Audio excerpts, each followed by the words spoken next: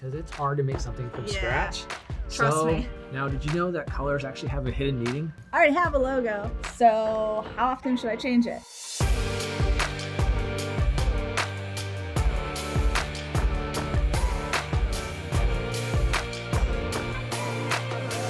Welcome to the journey. Today we're going to cover tips to make a great logo that will empower your brand.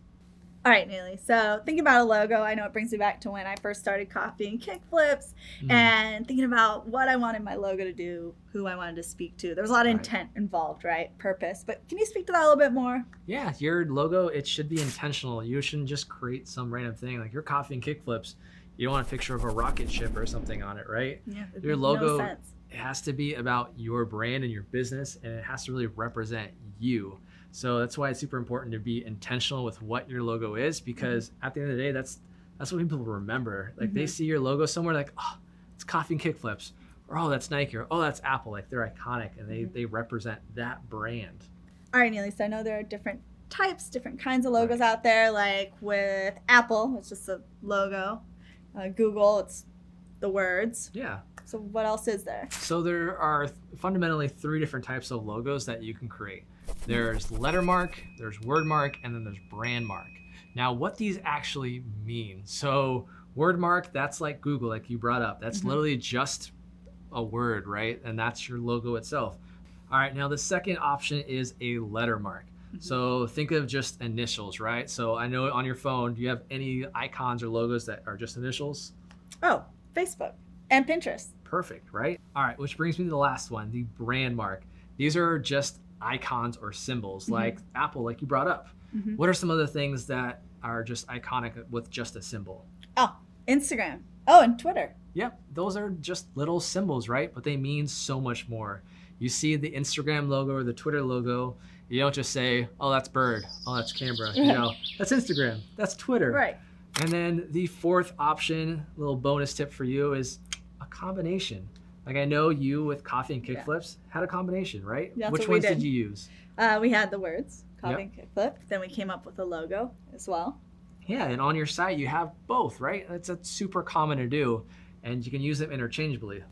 All right, Neely. So I know a lot of time was spent on design when I was coming up with Coffee and Kickflips, thinking a lot about color, and I know there's more than that. There's more than just color. What else should we be considering when coming up with design? Yeah, so let's start off with kind of the basics of just framing, right? Like if you have a square box here, right? You don't want your logo to be the entire box. You want a little bit of negative space in it, so it's not super overwhelming.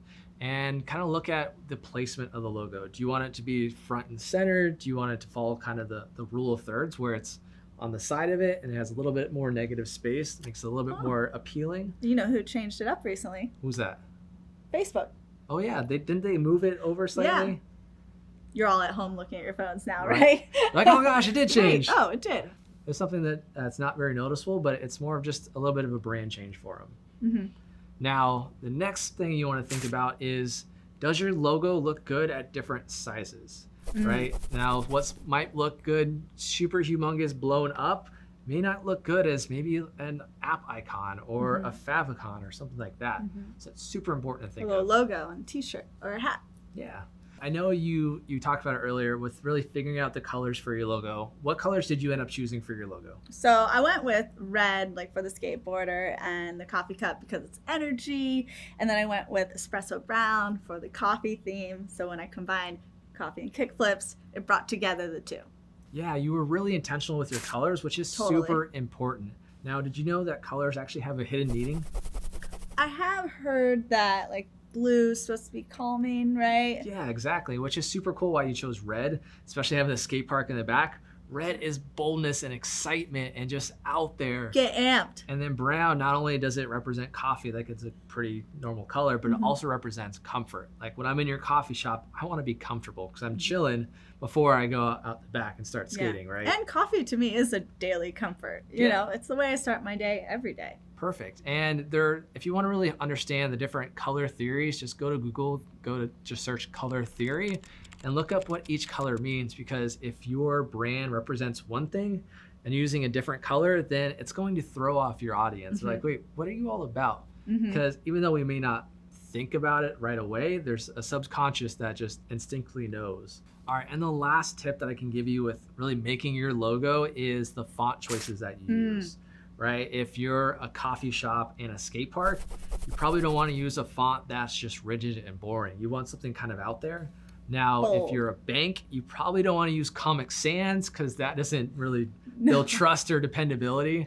That the font choice is everything. Google.com/fonts has a ton of options to really kind of look for to see what might be right for your business, because there are plenty of fonts out there. Just make sure it represents you. Yeah. All right, Emma, do you want me to show you some examples of how I make a logo super fast? Absolutely. Let's do it. All right, Neely, so you obviously covered a ton of great tips on how to empower your brand. Yeah. Now I want to see, like, you say you can design anything, but show me how it's done. Right. So a lot of us aren't just graphic designers, or we haven't been doing this a long time. We need something that's just easy and quick, which is why time and time again, I'll always say, check out Canva. It's free to use for the most part. And I love free. You could literally create anything. This isn't an endorsement. I just love Canva that much. So on Canva here, you can see there's create a design. There's lots of different things we can use, but we're making a logo. So I, of course, want to click logo. Got it. It'll take me to step one. It'll take me to a new page, and I have a blank canvas. This is where my logo is going to go. On the left-hand side, it's going to give me templates, which is going to be super important because it's hard to make something from scratch. Trust me. This makes it super easy. Now you can scroll down and kind of check out all the different templates they have, and there's literally hundreds upon hundreds. But we're making a new one for coffee and kickflips, so we're going to go ahead and just search coffee up here. Now you can do the same with your business and just put your industry or your vertical or your niche, however you want to call it. Now what I can do is I can click on one of these and boom, it's right there. And now editing it is even easier. So I like that font. Clicking in here, coffee and kickflips. Okay. So now if I want to move things around, I can click this coffee pot looking thing and click and drag it over here. Okay. And if I want to scratch this, I don't like it, I'll pick a different template. Let's scratch it. Okay, sorry. You did coffee, which I like, but can I add something like we searched skateboarding so then I can get an over? Okay. So on the left-hand side, you have all your different options. So photos, you can get some pretty cool, just stock photos. And this is also free? Most of it's free. Okay, cool. It's like freemium. So some of their like premium content, they're going to ask you to either pay for it or they're going to ask for you to pay for their subscription. It's how it exists, right? Yeah. But Elements is where you want to go. And Elements. Okay. You search skateboard. Yeah, let's see what they got. Skateboard. Or we could just throw in some photos of us, but. That's it. And bam. Oh, cool. Look at all these skateboards. And you can kind of just scroll through and see what you want. Yeah, I want that. That's clean. How'd you know? It's like you read my mind. And then here. Yes. Coffee. Oh, this is crisp. Kickflips. An alternative to this is Adobe Spark. It's similar to Canva, or there's some other free logo makers out there as well. This is just the one that I recommend for most first-time users to get started. Yeah. All right, Neely. So I have a question that I'm sure a lot of you do at home. I already have a logo. So how often should I change it? That makes sense. And if you really love your logo and it fits for you, probably potentially never. But if it's time to really modernize and maybe get a fresh look, that fresh coat of paint on the house, right? It might be time to really rebrand. All right. So I know I did my own logo. It was quite fun. But what if you don't want to do that and you don't find that to be fun? Yeah, and it's okay, right? Some of us are not visually creative. They'd rather just hire a pro to make it look just amazing. So there are freelancers, there are agency, there are design firms, there are all sorts of people that can make you a logo that is you.